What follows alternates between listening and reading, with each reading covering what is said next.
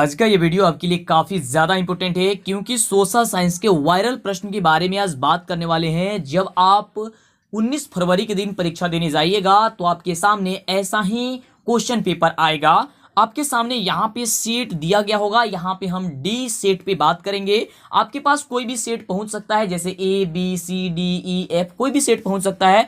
और ये जो है यहाँ पे इसे बढ़िया से समझ लीजिए, यहाँ पे आपको विषय कोड लिखा हुआ मिलेगा और इस विषय कोड को आपको OMR शीट में भरना होगा और यहाँ पे जो है प्रश्न पत्र का क्रमांक मिलेगा। और आपको बता दें कि आपको पूरे क्वेश्चन को सॉल्व करने का समय जो मिलेगा वह 2 घंटे 45 मिनट मिलेगा। और इस साल क्वेश्चन की संख्या दुगुना कर दी गई है, तो केवल उसमें से आप आधे प्रश्न को ही बनाइएगा। जैसे ऑब्जेक्टिव में आपसे 80 प्रश्न पूछेगा, लेकिन आपको उसमें मात्र 40 ही प्रश्न का सॉल्व करके जवाब देना है। तो आज यह काफी ज्यादा इंपॉर्टेंट होने वाला है आज की क्लास, क्योंकि आज की इस वीडियो में जो न्यू पैटर्न पे जो वायरल प्रश्न है आपकी, वह प्रश्न पे हम लोग बात करने वाले हैं। फटाफट सोच क्या रहे हैं, जल्दी से पहले वीडियो को लाइक कर दीजिए और चैनल पे पहली बार आए फटाफट से पहले सब्सक्राइब कीजिए, तो ही आपको आगे से वीडियो मिल पाएगी। जल्दी से पहले चैनल को सब्सक्राइब कीजिए और देखते हैं आपकी तैयारी कितनी हुई है। 80 प्रश्न हम लोग देखेंगे इस वीडियो में, काफी जबरदस्त क्वेश्चन है। तो आइए देखते हैं पहला प्रश्न क्या कह रहा है। तो सबसे पहला नंबर प्रश्न कह रहा है कि यूरोपीय सभ्यता का पालना किसे कहा जाता है। काफी इंपोर्टेंट क्वेश्चन है, अगर आपको इसका उत्तर पता है तो आप हमें बताइए। ऑप्शन कह रहा है ई नंबर की इटली को, ऑप्शन बी कह रहा है कि फ्रांस को, और ऑप्शन सी कह रहा है हंगरी, और ऑप्शन डी कह रहा है कि यूनान को। तो देखिए यूरोपीय सभ्यता का पालना जो है वह यूनान को कहा जाता है, यानी कि ऑप्शन जो यहाँ पे आपका डी नंबर में दिया गया है वह आपका ऑप्शन डी नंबर बिल्कुल करेक्ट उत्तर हो जाएगा कि यूनान को कहा जाता है। अगला देखिए प्रश्न काफी इंपोर्टेंट क्वेश्चन है, काफी लाजवाब प्रश्न है कि 1917 की रूसी क्रांति के समय किस जार का शासन था। ऑप्शन कह रहे कि पीटर का, अलेक्जेंडर प्रथम का, या निकोलस प्रथम का, या निकोलस द्वितीय का। तो आप सभी को पता है कि 1917 की रूसी क्रांति के समय किस जार का शासन था, तो निकोलस द्वितीय का था, यानी कि ऑप्शन आपका डी नंबर बिल्कुल करेक्ट उत्तर हो जाएगा। चलिए अगले प्रश्न की बात करते हैं। अगला प्रश्न क्या कह रहा है, देखिए आप प्रत्येक सब्जेक्ट का 5 पार्ट मॉडल पेपर सॉल्व कर लीजिए, और जो बच्चे 5 मॉडल पेपर सॉल्व कर लेंगे समझिए उनकी तैयारी बिल्कुल हो गई है, कोई भी आपको दिक्कत होने वाला इस साल नहीं है, क्योंकि काफी गजब की क्वेश्चन आपको हम बता रहे हैं। तो फटाफट चैनल को अभी तक सब्सक्राइब नहीं किए कर लीजिए, नहीं तो फिर आगे से आपको वीडियो नहीं मिल पाएगी। अगला प्रश्न है कि वियतनाम में रहने वाले फ्रांसीसी नागरिकों को क्या कहा जाता था। ऑप्शन कह रहा है कि सिलोन, मिलोन, कोलोन, या फिर इनमें से कोई नहीं। तो देखिए वियतनाम में रहने वाले फ्रांसीसी नागरिकों को जो है वह कोलोन कहा जाता था, यानी कि ऑप्शन जो हो जाएगा आपका सी नंबर बिल्कुल सही उत्तर हो जाएगा। जो बच्चे ऑप्शन सी नंबर दे रहे हैं उनका बिल्कुल करेक्ट उत्तर है।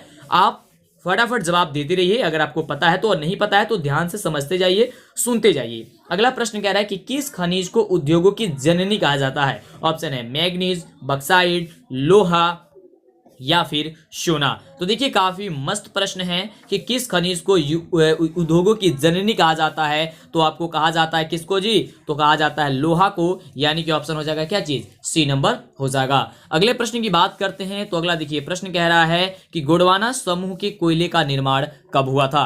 गोंडवाना समूह के कोयला का जो निर्माण हुआ था वह कब हुआ था। ऑप्शन कह रहा है कि 20 करोड़ वर्ष पूर्व, 20 लाख वर्ष पूर्व, 20,000 वर्ष पूर्व, या फिर इनमें से कोई नहीं। तो गोंडवाना समूह के कोयले का जो निर्माण हुआ था वह 20 करोड़ वर्ष पूर्व हुआ था, यानी कि ऑप्शन जो आपका ये नंबर आ रहा है वो आपका बिल्कुल करेक्ट उत्तर हो जाएगा। अगले प्रश्न की बात करते हैं, देखते हैं अगला प्रश्न क्या कह रहा है। समय काफी कम है इसलिए लगातार क्लास चलाई जा रही है ना। चलिए अगला प्रश्न कह रहा है कि भारत में किस प्रकार की कृषि की प्रधानता है। तो देखिए भारत में किस प्रकार की कृषि की प्रधानता है, तो वह जीवन निर्वाह कृषि की प्रधानता है, यानी कि ऑप्शन जो हो जाएगा वह ए नंबर आपका क्या हो जाएगा, बिल्कुल करेक्ट उत्तर हो जाएगा। अगले प्रश्न की बात करते हैं कि अगला प्रश्न हम सभी का क्या कह रहा है। तो अगला प्रश्न है कि इनमें सत्ता की साझेदारी का एक सही लाभ क्या होता है। इसमें से सत्ता की साझेदारी का जो एक सही लाभ होता है वह क्या होता है। आपको ऑप्शन दिया गया है कि अस्थिरता एवं आंतरिक कलह में बढ़ोतरी, ऑप्शन बी कह रहा है कि मतभेदों में वृद्धि, ऑप्शन सी कह रहा है कि समुदायों के मध्य टकराव में कमी, ऑप्शन डी कह रहा है कि निर्णय लेने की प्रक्रिया में अनुशासक विलंब होता है। तो बताइए कि इसमें सत्ता की साझेदारी का एक सही लाभ जो होता है वह क्या होता है। बिल्कुल, तो इसका सही उत्तर हो जाएगा आपका ऑप्शन सी कि समुदायों के मध्य टकराव में कमी होती है, यानी कि ऑप्शन सी नंबर हो जाएगा। अगले प्रश्न की बात करते हैं तो अगला प्रश्न देखिए कह रहा है कि नगर निगम के मुख्य प्रशासक को क्या कहा जाता है। काफी शानदार प्रश्न है कि नगर निगम के मुख्य प्रशासक को जो है वह क्या कहा जाता है, आपको बताना है। तो देखिए यहाँ पे काफी ज्यादा आपको क्वेश्चन दिया गया है, तो यहाँ पे ऑप्शन जो होगा वो आपको ऑप्शन हो जाना चाहिए कि नगर आयुक्त, यानी कि ऑप्शन डी। अगले नंबर प्रश्न की बात करते हैं तो अगला प्रश्न कह रहा है कि जीवन की भौतिक गुणवत्ता का सूचक क्या होता है। जीवन की भौतिक गुणवत्ता का जो सूचक होता है वह क्या होता है। तो देखिए जीवन की भौतिक गुणवत्ता का जो आपका सूचक होता है वह इनमें से सभी होता है, यानी कि जीवन प्रत्याशा भी होता है, शिशु मृत्यु दर भी होता है और मौलिक साक्षरता भी होती है, यानी कि इसमें से ऑप्शन डी नंबर आपका बिल्कुल सही हो जाएगा। अगले प्रश्न की बात करते हैं तो अगला देखिए प्रश्न कह रहा है कि मुद्रा के प्रमुख कार्य क्या है। मुद्रा के प्रमुख कार्य क्या है। ऑप्शन कह रहा है ये नंबर की विनिमय का माध्यम, ऑप्शन बी कह रहा है कि मूल्य का मापक, ऑप्शन सी कह रहा है कि मूल्य का संचयन और ऑप्शन डी कह रहा है कि इनमें से सभी। तो देखिए मुद्रा के प्रमुख कार्य को हम लोग इसमें से सभी कहते हैं, यानी कि ऑप्शन हो जाएगा आपका डी नंबर। अगले नंबर प्रश्न की बात करते हैं तो अगला प्रश्न देखिए कह रहा है कि मेजिनी का संबंध किस संगठन से था। और सबसे लाजवाब प्रश्न है कि मेजिनी का संबंध आप सभी को पता है कि कार्बोनरी से है, यानी कि ऑप्शन जो हो जाएगा इसका बी नंबर बिल्कुल करेक्ट उत्तर हो जाएगा। अगले नंबर प्रश्न की बात करते हैं तो देखिए अगला नंबर प्रश्न कह रहा है और सबसे शानदार प्रश्न है कि रूस में जार का अर्थ क्या होता है। काफी बढ़िया प्रश्न है कि रूस में जार का अर्थ क्या होता है। तो आप सभी को पता है कि रूस में जार का अर्थ रूस का सम्राट होता है, यानी कि ऑप्शन जो डी नंबर दिया गया है वो आपका बिल्कुल करेक्ट उत्तर हो जाएगा। अगले प्रश्न की बात करते हैं तो काफी शानदार प्रश्न है कि हुआ हुआ आंदोलन किस प्रकृति का था। हुआ हुआ जो आंदोलन था वह किस प्रकृति का था। तो आपको बता देना चाहेंगे इसका जो बिल्कुल सही उत्तर हो जाएगा वो ऑप्शन डी नंबर हो जाएगा कि क्रांतिकारी धार्मिक था या धार्मिक क्रांतिकारी था। आपका ऑप्शन हो जाएगा डी नंबर। कई जगह ये देखा जाता है कि जो ऑप्शन दिया गया है वह जो क्रांतिकारी धार्मिक लिखा गया है वह अक्सर देखा जाता है कि धार्मिक क्रांतिकारी लिखा जाता है, तो कोई दिक्कत नहीं है, आपका ऑप्शन डी ही होगा। अगला देखिए प्रश्न कह रहा है कि भारत में खिलाफत आंदोलन शुरू हुआ था। भारत में जो खिलाफत आंदोलन शुरू हुआ था वह कब हुआ था। तो देखिए भारत में खिलाफत आंदोलन 1920 ईस्वी के करीब शुरू हुआ था, यानी कि ऑप्शन आपका ए नंबर बिल्कुल करेक्ट उत्तर हो जाएगा। फटाफट से लाइक कर दिया, लाइक करने में कंजूसी न कीजिए और समय काफी कम है, इसके लिए अभी तक चैनल को सब्सक्राइब नहीं किए कीजिए और पूरे लगातार वीडियो देखिए। अगला देखिए प्रश्न कह रहा है कि 1917 ईस्वी में भारत में पहला जूट मिल किस शहर में स्थापित हुआ था। ऑप्शन कह रहा है कोलकाता, दिल्ली, मुंबई या फिर पटना। तो 1917 ईस्वी में भारत में पहला जूट मिल जो स्थापित हुआ था वह कोलकाता में स्थापित हुआ था, यानी कि ऑप्शन जो हो जाएगा आपका ए नंबर बिल्कुल करेक्ट उत्तर हो जाएगा। अगले प्रश्न की बात करते हैं कि अगला नंबर प्रश्न क्या कह रहा है। तो अगला नंबर प्रश्न है कि पूंजीपति वर्ग के द्वारा किस वर्ग का शोषण किया गया। ऑप्शन ए नंबर कह रहा है कि श्रमिक वर्ग का, मध्यम वर्ग का, कृषक वर्ग का या फिर उपयुक्त सभी का। तो देखिए पूंजीपति वर्ग के द्वारा जो है इनमें से सबको जो हुआ शोषण हुआ था, यानी कि उपयुक्त जो सभी दिया गया है वह उपयुक्त सभी जो होगा आपका सही उत्तर हो जाएगा। अगले नंबर प्रश्न की बात करते हैं तो देखिए अगला नंबर प्रश्न कह रहा है कि प्राचीन काल में किस स्थल मार्ग से एशिया और यूरोप का व्यापार होता था। ऑप्शन कह रहा है कि सूती मार्ग से, रेशम मार्ग से, उत्तर पथ से या फिर दक्षिण पथ से। तो देखिए प्राचीन काल में किस स्थल मार्ग से एशिया और यूरोप का व्यापार होता था। तो होता था आपका रेशम मार्ग से, यानी कि हो जाएगा ऑप्शन आपका बी नंबर। अगले नंबर प्रश्न की बात करते हैं तो देखिए अगला नंबर प्रश्न कह रहा है कि गुटेनबर्ग ने सर्वप्रथम पुस्तक की छपाई की थी। गुटेनबर्ग ने जो है वह सर्वप्रथम जो है वह किस पुस्तक की छपाई की थी। ऑप्शन देखिए कुरान या गीता या हदीस या फिर बाइबिल। तो वह किए थे बाइबिल का, यानी कि ऑप्शन जो डी नंबर में दिया गया है वो आपका बिल्कुल करेक्ट उत्तर हो जाएगा। अगले नंबर प्रश्न की बात करते हैं तो अगला नंबर प्रश्न काफी शानदार, मजेदार और जबरदस्त प्रश्न है कि राष्ट्रपिता के नाम से किसे जाना जाता है। तो इसको तो आपको पहले से पता ही है कि राष्ट्रपिता के नाम से किसे जाना जाता है। तो महात्मा गांधी को जाना जाता है, यानी कि ऑप्शन हो जाएगा बी नंबर। अगले नंबर प्रश्न की बात करते हैं तो अगला देखिए प्रश्न कह रहा है कि कौन सा सामाजिक वर्ग बुद्धिजीवी वर्ग के रूप में उभर करके आया था। ऑप्शन कह रहा है कि उद्योगपति वर्ग, पूंजीपति वर्ग, श्रमिक वर्ग या फिर मध्यम वर्ग। तो देखिए काफी शानदार क्वेश्चन है है ना। तो देखिए कौन सा वर्ग सामाजिक वर्ग बुद्धिजीवी वर्ग के रूप में उभर के आया था, तो वह था मध्यम वर्ग, यानी कि ऑप्शन जो हो जाएगा आपका डी नंबर हो जाएगा। और हाँ, अभी तक आप हमारा ऐप इंस्टॉल नहीं किए हैं तो फटाफट जाइए प्ले स्टोर पे और प्ले स्टोर पे लिखिए DLS एजुकेशन, जो आपका चैनल का नाम है, उसे सर्च कर लीजिए। फटाफट से आपको हमारा ऐप मिल जाएगी और आप उसे फटाफट से डाउनलोड कर सकते हैं, इंस्टॉल कर सकते हैं, या फिर मेरा नाम सर्च कीजिएगा मंटू सर, तो भी आपको ऐप मिल जाएगी। इंस्टॉल जरूर कर लीजिएगा। आइए बात करते हैं अगले नंबर प्रश्न की। और हाँ, अभी तक चैनल को सब्सक्राइब नहीं किए हैं तो कर लीजिए, समय काफी कम है। अगला देखिए प्रश्न कह रहा है कि जब हम लैंगिक विभाजन की बात करते हैं तो हमारा अभिप्राय किससे होता है। जब हम लैंगिक विभाजन की बात करते हैं तो जो हमारा अभिप्राय होता है वह किससे होता है। काफी जबरदस्त क्वेश्चन है। तो देखिए इसका आंसर हो जाएगा ऑप्शन बी नंबर, कि समाज द्वारा स्त्रियों और पुरुषों को दी गई असमान भूमिकाएं, यानी कि ऑप्शन बी।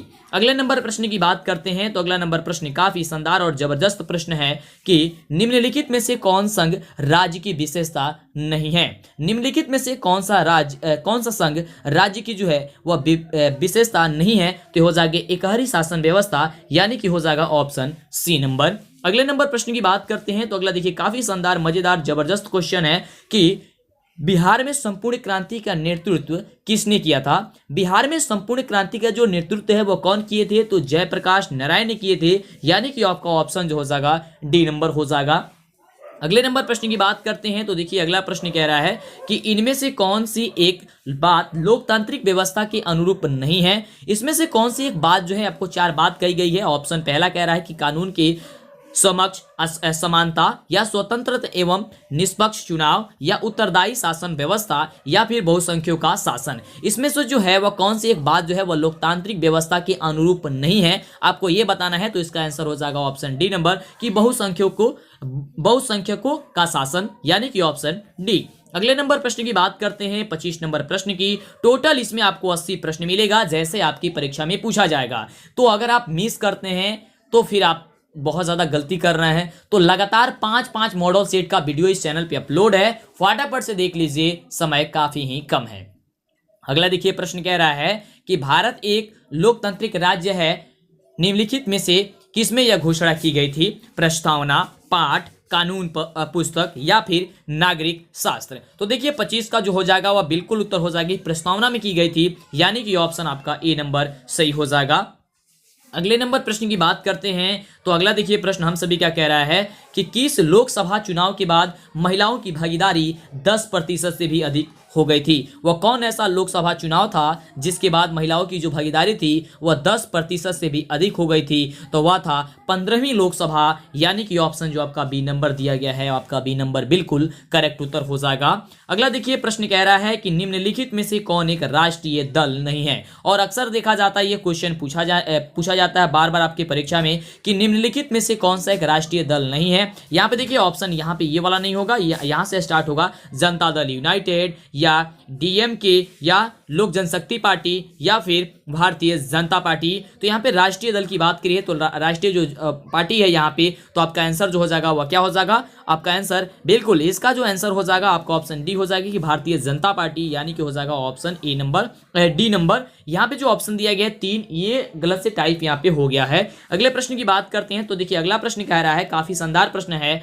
कि लोकतंत्र का प्राण किसे कहा जाता है। ऑप्शन कह रहा है कि राजनीतिक दल को, सामाजिक दल को, मानवीय दल को, या फिर नागरिक दल को। तो इसका आंसर क्या हो जाएगा, काफी लाजवाब प्रश्न है, तो इसका बिल्कुल सही उत्तर हो जाएगा कि राजनीतिक दल को कहा जाता है, यानी कि ऑप्शन जो हो जाएगा ए नंबर बिल्कुल करेक्ट उत्तर हो जाएगा।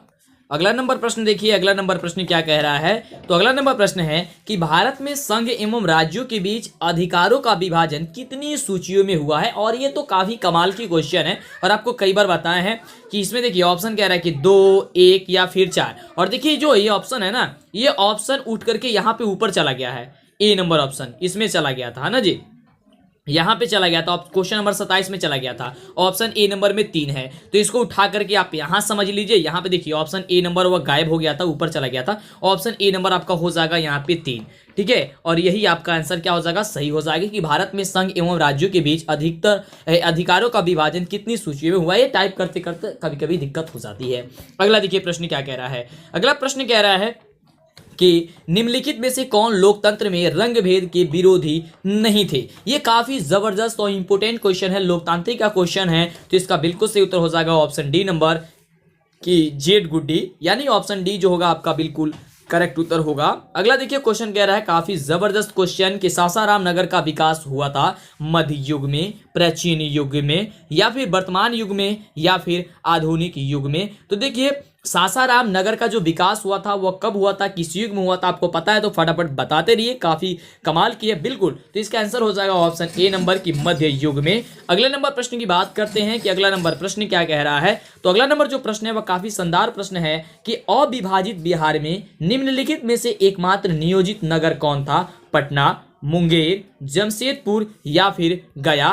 तो 32 नंबर जो प्रश्न है इसका बिल्कुल जो हो जाएगा वो सही उत्तर क्या हो जाएगा, ऑप्शन सी यानी कि जमशेदपुर। अगले नंबर प्रश्न की बात करते हैं तो देखिए अगला नंबर प्रश्न क्या कह रहा है। अगला नंबर प्रश्न काफी कमाल का प्रश्न है, बहुत बार पूछा जाता है कि पटना हवाई अड्डे का जो नाम है वह क्या है। तो पटना हवाई अड्डे का नाम आप लोग जानते ही हैं कि जयप्रकाश अंतरराष्ट्रीय हवाई पतन के नाम से वह जाना जाता है, यानी कि ऑप्शन जो हो जाएगा वह ए नंबर आपका बिल्कुल करेक्ट उत्तर हो जाएगा।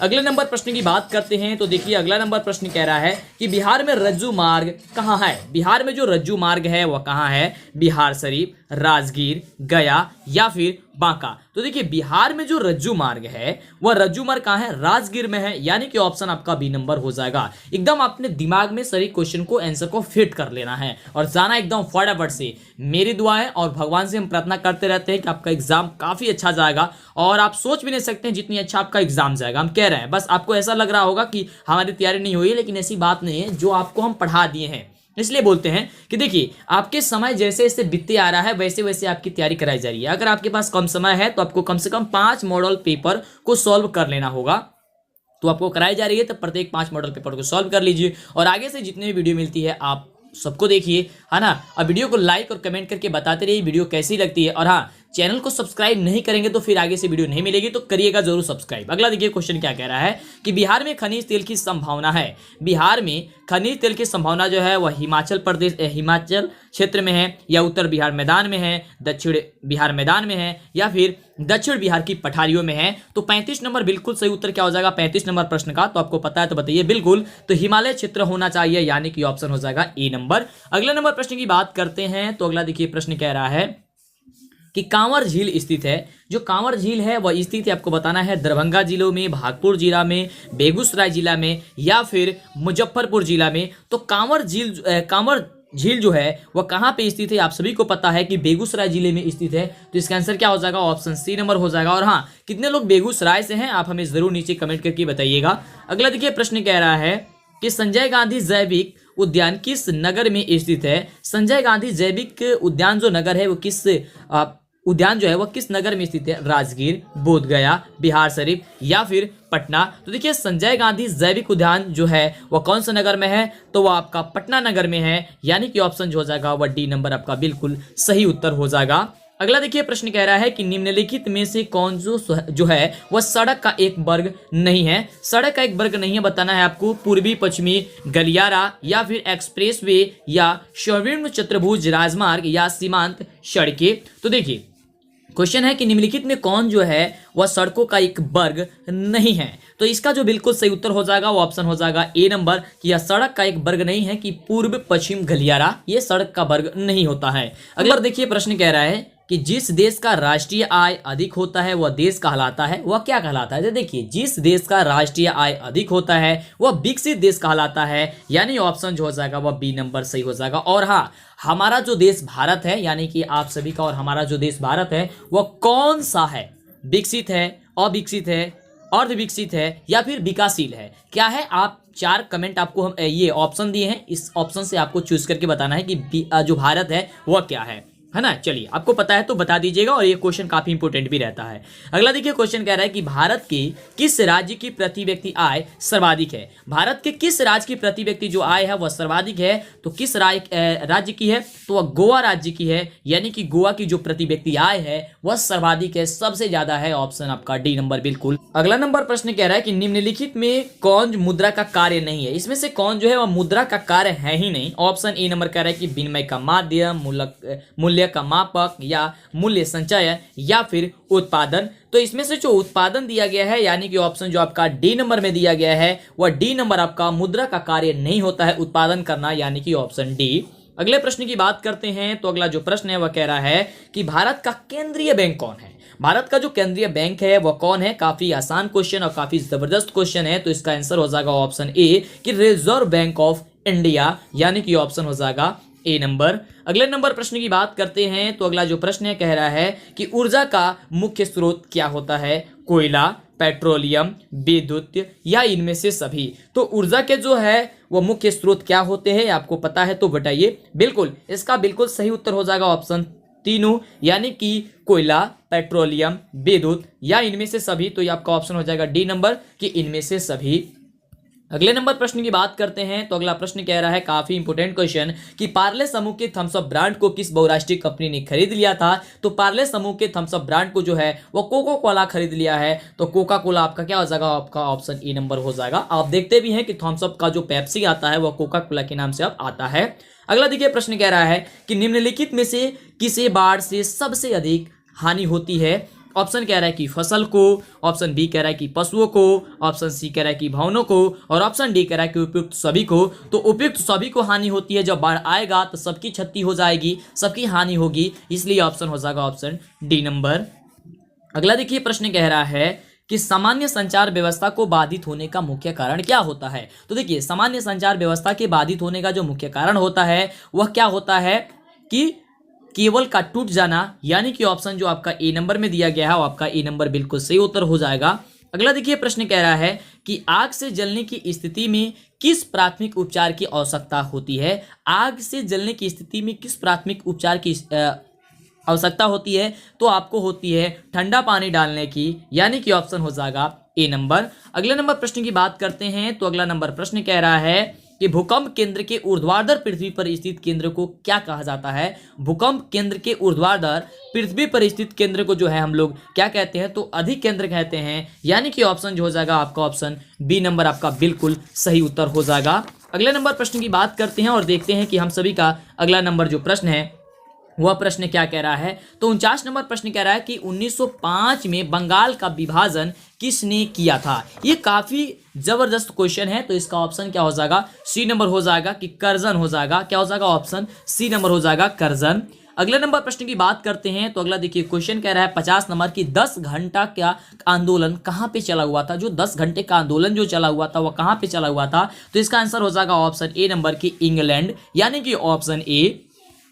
अगले प्रश्न की बात करते हैं तो देखिए अगला प्रश्न कह रहा है कि सीधी लकीरों का अतीला के रूप में किसका चित्रण किया गया है। सीधी लकीरों का अतीला के रूप में किसका चित्रण किया गया है। तो इसका जो बिल्कुल सही उत्तर हो जाएगा वो आपका ऑप्शन हो जाएगा सी नंबर कि वेरॉन हॉफमैन का, यानी कि वेरॉन हॉफमैन का, यानी कि ऑप्शन जो हो जाएगा वो आपका सी नंबर यहाँ पे हो जाएगा। अगले नंबर प्रश्न की बात करते हैं तो देखिए अगला प्रश्न कह रहा है कि पश्मीना ऊन किस जानवर से प्राप्त किया जाता है। पश्मीना जो ऊन है वह किस जानवर से प्राप्त किया जाता है। ऑप्शन कह रहा है कि भेड़, खरगोश, शेर या फिर भालू। तो प्राप्त किया जाता है भेड़ से, यानी कि ऑप्शन आपका ए नंबर बिल्कुल करेक्ट उत्तर हो जाएगा। अगले नंबर प्रश्न की बात करते हैं तो अगला नंबर प्रश्न काफी इंपोर्टेंट और शानदार प्रश्न है कि कांडला पतन किस राज्य में बनाया गया है। कांडला पतन किस राज्य में बनाया गया है। तो आपका ऑप्शन हो जाएगा बी नंबर की महाराष्ट्र, यानी कि ऑप्शन बी। अगला देखिए प्रश्न क्या कह रहा है और अगला नंबर प्रश्न कह रहा है कि बिहार में रेलवे का एकमात्र मुख्यालय कहाँ है। और यह सबसे शानदार प्रश्न है, काफी इंपोर्टेंट क्वेश्चन है। तो आप सभी को पता है कि बिहार में रेलवे का एकमात्र मुख्यालय कहाँ है। तो हाजीपुर है, यानी कि ऑप्शन जो हो जाएगा आपका बी नंबर हो जाएगा।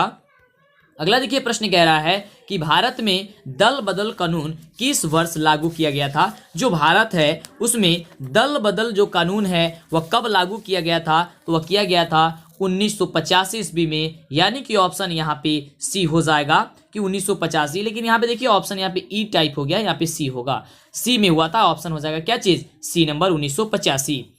अगले प्रश्न की बात करते हैं तो देखिए अगला प्रश्न कह रहा है कि विश्व में सबसे बड़ा लोकतांत्रिक देश कौन सा है। विश्व में सबसे बड़ा लोकतांत्रिक देश कौन है। चीन है, अमेरिका है, भारत है या फिर फ्रांस है। तो हम लोगों का ही देश भारत है, यानी कि ऑप्शन आपका सी नंबर बिल्कुल करेक्ट उत्तर हो जाएगा। अगला देखिए प्रश्न कह रहा है कि मुद्रा वह है जो मुद्रा का कार्य करती है। मुद्रा की यह परिभाषा जो है वह किसने दिया था। ऑप्शन कह रहा है कि मार्शल ने, रॉबर्टसन ने या हार्टले विदर्श ने या फिर शेलिग मैन ने। तो देखिए मुद्रा वह है जो मुद्रा का क्या करती है, कार्य करती है। इसका जो है परिभाषा जो है वह हार्डले बेदर्स ने दिया था, यानी कि ऑप्शन आपका सी नंबर हो जाएगा। अगले नंबर प्रश्न की बात करते हैं और देखते हैं अगला नंबर प्रश्न क्या कह रहा है। तो अगला प्रश्न है कि राष्ट्रीय कृषि एवं ग्रामीण विकास बैंक की स्थापना जो हुई थी वह कब हुई थी, आपको ये बताना है। तो देखिए राष्ट्रीय कृषि एवं ग्रामीण विकास बैंक की स्थापना जो हुई थी वह कब हुई थी, तो 1982 ईस्वी में हुई थी, यानी कि ऑप्शन आपका जो दिया गया है डी नंबर वो आपका बिल्कुल करेक्ट उत्तर हो जाएगा। अगला देखिए प्रश्न कह रहा है कि गार्डन सिटी की अवधारणा किसने विकसित की थी। गार्डन सिटी की जो अवधारणा है वह किसने विकसित की थी, तो आपका ऑप्शन ए नंबर ही हो जाएगा कि एवेंजर हावर्ड ने किया था, यानी कि ऑप्शन आपका ए नंबर हो जाएगा। चलिए अगले नंबर प्रश्न की ओर बढ़ते हैं और देखते हैं अगला नंबर प्रश्न क्या कह रहा है। तो अगला नंबर प्रश्न है कि गुटेनबर्ग का जन्म किस देश में जो है वह हुआ था। गुटेनबर्ग का जो जन्म है वह किस देश में हुआ था, आपको ये बताना है। तो आपका हो जाएगा ऑप्शन बी नंबर कि जर्मनी। अगले नंबर प्रश्न की बात करते हैं। तो देखिए अगला नंबर प्रश्न कह रहा है कि भारतीय राष्ट्रीय कांग्रेस के पहले अध्यक्ष कौन थे। भारतीय राष्ट्रीय कांग्रेस के जो पहले अध्यक्ष थे वह अध्यक्ष कौन थे, तो वो थे ए ओ हयूम, यानी कि ऑप्शन हो जाएगा ए नंबर। अगले नंबर प्रश्न की बात करते हैं कि अगला देखिए प्रश्न क्या कर रहा है, काफी शानदार क्वेश्चन है और देखते हैं कौन से बच्चे जो है इस प्रश्न का जवाब काफी बढ़िया से दे पाते हैं कि दास कैपिटल की रचना किसने की थी। और हाँ, अभी तक जो बच्चे लाइक नहीं किए लाइक कर दीजिए और हाँ अपने दोस्तों को भी शेयर कर दीजिए, उनका भी हेल्प कर दीजिए और चैनल को सब्सक्राइब कर लीजिए जिससे कि आगे से आपको सभी वीडियो मिला करे। तो देखिए दास कैपिटल की जो रचना किए थे वह कौन किए थे, आपको पता है कि कार्ल मार्क्स किए थे, यानी कि ऑप्शन आपका कहाँ पे दिया गया है, तो डी नंबर में दिया गया है, तो आपका ऑप्शन डी नंबर हो जाएगा। अगला देखिए प्रश्न कह रहा है कि रक्त एवं लौह नीति की अवलंबन जो है वह किसने किया था, और काफी शानदार क्वेश्चन है। तो कौन किए थे जी, तो बिस्मार्क किए थे, यानी कि ऑप्शन जो हो जाएगा वह सी नंबर आपका बिल्कुल करेक्ट उत्तर हो जाएगा। अगला प्रश्न कह रहा है काफी शानदार क्वेश्चन कि गैरेवाल्डी पेशे से क्या था। जो गैरेवाल्डी था वह पेशे से क्या था, सिपाही था, किसान था, जमींदार था या फिर नाविक था। तो गैरेवाल्डी पेशे जो था वह एक प्रकार का नाविक था, यानी कि ऑप्शन आपका डी नंबर हो जाएगा। अगले प्रश्न की बात करते हैं। तो अगला प्रश्न कह रहा है कि रूस में कृषक दास प्रथा का अंत जो हुआ था वह कब हुआ था। रूस में कृषक दास प्रथा का जो अंत हुआ था कब हुआ था, तो 1861 ईस्वी में हुआ था, यानी कि 1861 ईस्वी आपका ऑप्शन कहाँ पे दिया गया है, तो ऑप्शन ए नंबर में दिया गया है, तो आपका ऑप्शन ए बिल्कुल करेक्ट उत्तर हो जाएगा। अगले नंबर प्रश्न की बात करते हैं। तो अगला प्रश्न कह रहा है कि the history of the Laos of the Vietnam किसने लिया था, और काफी शानदार क्वेश्चन है। क्वेश्चन कह रहा है कि the history of the Laos of Vietnam यह जो है वह किसने लिखा था, तो इसका बिल्कुल सही उत्तर हो जाएगा कि फान बोईचाऊ। तो देखिए फान बोईचाऊ कहाँ पे लिखा गया है, तो ऑप्शन नंबर बी में लिखा गया है कि फान बोईचाऊ, यानी कि ऑप्शन बी आपका बिल्कुल करेक्ट उत्तर हो जाएगा। अगले प्रश्न की बात करते हैं। तो देखिए अगला क्वेश्चन काफी शानदार क्वेश्चन है कि पूर्ण स्वराज की मांग का प्रस्ताव कांग्रेस के किस अधिवेशन में जो है वह पारित हुआ था। पूर्ण स्वराज की मांग का प्रस्ताव कांग्रेस के किस अधिवेशन में किस वार्षिक अधिवेशन में जो है वह पारित हुआ था, तो इसका बिल्कुल जो हो जाएगा वह करेक्ट उत्तर क्या हो जाएगा, आपका ऑप्शन ए नंबर में हो जाएगा कि 1929 ईस्वी लाहौर। कौन हो जाएगा, 1929 ईस्वी लाहौर। अगले नंबर प्रश्न की बात करते हैं। तो अगला प्रश्न कह रहा है कि AITUC का प्रथम अध्यक्ष जो है वह किसे बनाया गया था। AITUC का प्रथम अध्यक्ष जो है वह किसे बनाया गया था, तो इसका बिल्कुल सही उत्तर हो जाएगा कि लाला लाजपत राय को, यानी कि ऑप्शन हो जाएगा बी नंबर। अगले प्रश्न की बात करते हैं। तो अगला प्रश्न कह रहा है कि काली मृदा का दूसरा नाम क्या होता है। तो आप सभी को पता है कि काली मृदा का जो दूसरा नाम होता है वह रेगुर मृदा होता है, यानी देखिए कि रेगुर मृदा कहाँ पे दिया गया है, तो ऑप्शन बी नंबर में दिया गया है, तो आपका ऑप्शन बी बिल्कुल करेक्ट उत्तर हो जाएगा। अगला देखिए प्रश्न कह रहा है कि भारत के किस राज्य में वन का सबसे अधिक विस्तार होता है। भारत के किस राज्य में जो है वन का सबसे अधिक विस्तार होता है, तो आप सभी को पता है कि मध्य प्रदेश में होता है, यानी कि ऑप्शन आपका सी नंबर बिल्कुल करेक्ट उत्तर हो जाएगा। अगले नंबर प्रश्न की बात करते हैं। तो अगला प्रश्न कह रहा है कि किस राज्य में खनिज तेल का विशाल भंडार है। किस राज्य में खनिज तेल का विशाल भंडार है, असम, राजस्थान, बिहार या फिर तमिलनाडु। तो किस राज्य में खनिज तेल का अधिक विस्तार है, तो असम में है, यानी कि ऑप्शन आपका ए नंबर बिल्कुल करेक्ट हो जाएगा। अगले प्रश्न की बात करते हैं तो अगला प्रश्न कह रहा है कि इनमें से कौन उपभोक्ता उद्योग है। इसमें से कौन, यानी कि आपको 4 ऑप्शन दिया गया है, इस ऑप्शन से आपको बताना है कि इनमें से कौन जो उपभोक्ता जो है वह उद्योग है। तो उपभोक्ता उद्योग कौन है, तो चीनी उद्योग है, यानी कि ऑप्शन आपका जो डी नंबर में दिया गया है आपका बिल्कुल करेक्ट उत्तर हो जाएगा। अगला देखिए प्रश्न कह रहा है कि नागपुर सड़क योजना के अंतर्गत सड़कों को कितने भागों में बांटा गया है। नागपुर सड़क योजना के अंतर्गत सड़कों को कितने भागों में बांटा गया है, तो 4 भागों में बांटा गया है, यानी कि ऑप्शन आपका ए नंबर बिल्कुल सही हो जाएगा। अगले प्रश्न की बात करते हैं तो अगला प्रश्न कह रहा है कि कुशेश्वर स्थान किस जिले में स्थित है। कुशेश्वर स्थान जो है वह किस जिले में स्थित है, तो इसका जो बिल्कुल सही उत्तर हो जाएगा वह क्या हो जाएगा, ऑप्शन बी हो जाएगा कि दरभंगा में स्थित है, यानी कि ऑप्शन बी। अगले प्रश्न की बात करते हैं तो अगला प्रश्न कह रहा है कि संजय गांधी जैविक उद्यान किस नगर में स्थित है। संजय गांधी जो जैविक उद्यान है वह कौन से नगर में स्थित है, तो आप सभी को पता है कि पटना में स्थित है, यानी कि ऑप्शन जो हो जाएगा वह डी नंबर बिल्कुल सही हो जाएगा। और अगला देखिए क्वेश्चन काफी शानदार क्वेश्चन है कि 2001 में बिहार की कुल जनसंख्या जो थी वो कितनी थी। 2001 की जनगणना के अनुसार आपको ये बताना है कि बिहार की जो जनसंख्या थी वो कुल मिलाकर के कितनी थी, तो वह थी 8 करोड़ से अधिक थी लगभग के। तो 8 करोड़ से अधिक कहां पे दिया गया है, तो आपका ऑप्शन सी नंबर में दिया गया है 8 करोड़ से अधिक, तो आपका ऑप्शन सी हो जाएगा। अगले प्रश्न की बात करते हैं तो अगला प्रश्न कह रहा है कि उच्चावच प्रदर्शन के लिए हाईसूर विधि का विकास किसने किया था। उच्चावच प्रदर्शन के लिए जो हाईसूर जो विधि का ये विकास किया था वह किसने किया था, आपको ये बताना है। तो इसका बिल्कुल सही उत्तर हो जाएगा ऑप्शन बी नंबर कि लेहमान ने किया था। कौन किया था, लेहमान, यानी कि ऑप्शन बी। अगले प्रश्न की बात करते हैं 78 नंबर प्रश्न की। तो प्रश्न कह रहा है कि निम्न में से कौन सा उद्योग चूना पत्थर को कच्चे माल के रूप में प्रयोग करता है। निम्न में से कौन सा उद्योग जो है वह चूना पत्थर को कच्चे माल के रूप में जो है वह प्रयोग करता है। तो 78 नंबर जो प्रश्न हो जाएगा इसका बिल्कुल सही उत्तर हो जाएगा ऑप्शन सी नंबर कि यहाँ पे देखिए ऑप्शन डी की जगह पे यहाँ पे चला आया है सीमेंट होता है। क्या होता है, सीमेंट होता है। क्या होता है जी, सीमेंट, यानी कि ऑप्शन यहाँ पे दिया गया है वो हो जाएगा सीमेंट।